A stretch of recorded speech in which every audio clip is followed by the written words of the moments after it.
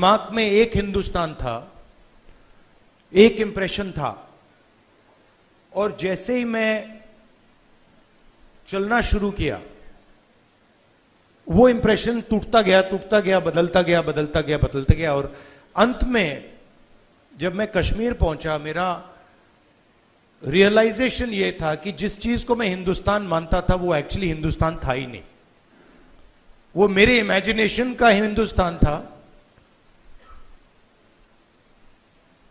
Uninformed Hindustan था।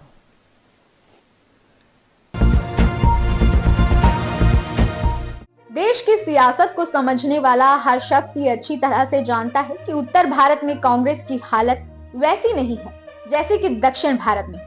सोचिए, ये हिंदी पट्टी के वो राज्य है जहां बीजेपी और कांग्रेस के बीच सीधी फाइट होती है, और यही राज्य बीजेपी को केंद्र की सत्ता के करीब लाने में अहम भूमिका भी निभाते हैं, और इन्हीं राज्यों में कांग्रेस कमजोर है, जिसका उसे बड़ा सियासी नुकसान होता है।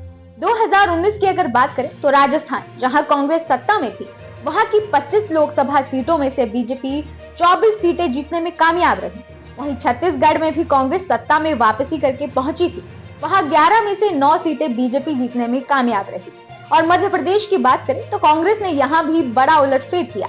इसके बावजूद बीजेपी 29 में से 28 सीटें जीतने में कामयाब हो गई थी। तो क्या राहुल गांधी की भारत जोड़ो न्याय यात्रा का असर 2024 के लोकसभा चुनाव में कांग्रेस को बड़ी संजीवनी देने का काम करेगा? क्या बीजेपी को राजस्थान, मध्य प्रदेश और छत्तीसगढ़ में कांग्रेस 100% सीट जीतने से रोक पाएगी?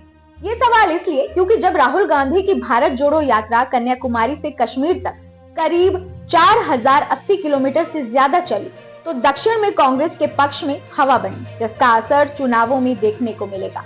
लेकिन जब भारत जोड़ो न्याय यात्रा के जरिए राहुल मणिपुर से मुंबई तक करीब 65,000 किलोमीटर से ज्यादा चले, तो फिर हिंदी पट्टी के राज्यों में मिले जन समर्थन से कितने वोटरों को अपने पक्ष में जोड़ पाए? वैसे राहुल गांधी के जनता के बीच जाने से सियासी गलियारों में हलचल बढ़ गई है। खासकर भारत जोड़ो न्याय यात्रा में जुड़े जन सैलाब की ऐसी तस्वीरों को देखने के बाद बेचैनी और ज्यादा बढ़ी, क्योंकि जनता के बीच राहुल गांधी की पहुंच आसान हुई है। लोगों से मिलने और उनकी बात सुनने में राहुल गांधी की दिलचस्पी उन्हें जनता से जोड़े रखने में मदद करती है। राहुल गांधी का सड़क का संघर्ष करना, लोगों की समस्याओं को जानना और उन मुद्दों को उठाने की पहल कांग्रेस के लिए किसी संजीवनी से कम साबित नहीं हो रही।